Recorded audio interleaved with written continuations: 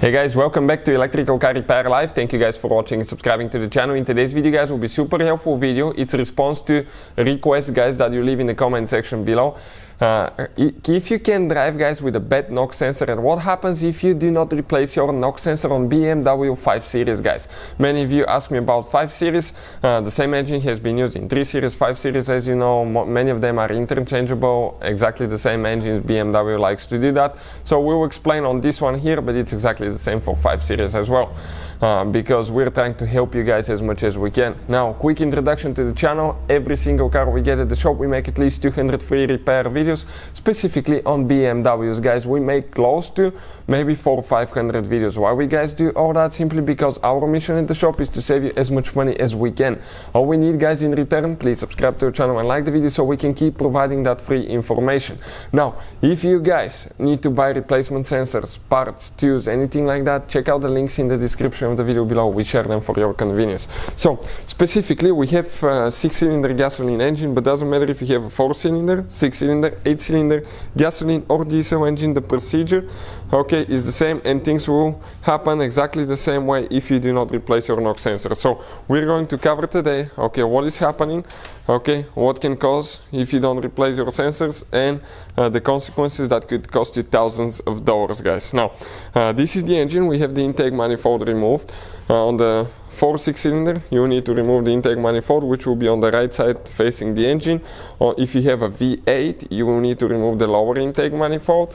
Every time you remove the intake manifold, put new gaskets here guys, because that's a common place for developing a vacuum leak. We'll have the link in the description of the video below. And once you remove the intake manifold, usually on the now if you have a 4 or 6-cylinder engine, you will notice that they will be located on the upper section of the cylinder wall, one here and one there.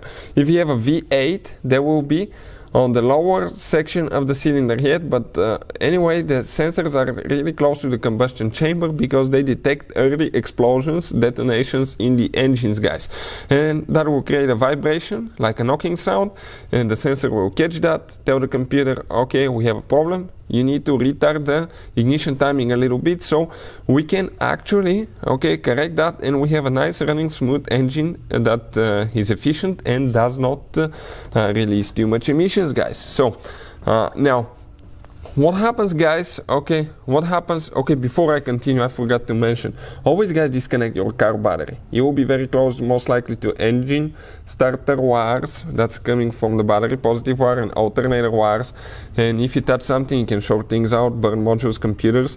And on modern vehicles really guys, really matters which battery terminal you connect and disconnect first on the battery. If you do not know that, we have a video, and I'll put the link in the description of the video below that explains all that, so please guys check it out.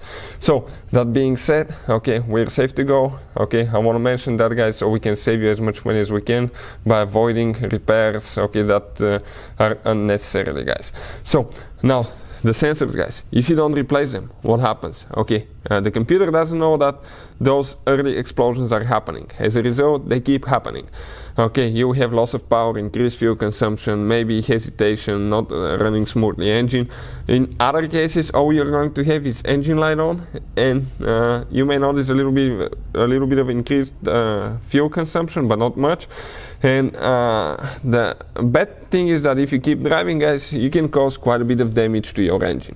You may burn your valves, you may cause broken piston rings, you may actually fry your catalytic converter because the engine will be running hotter as well.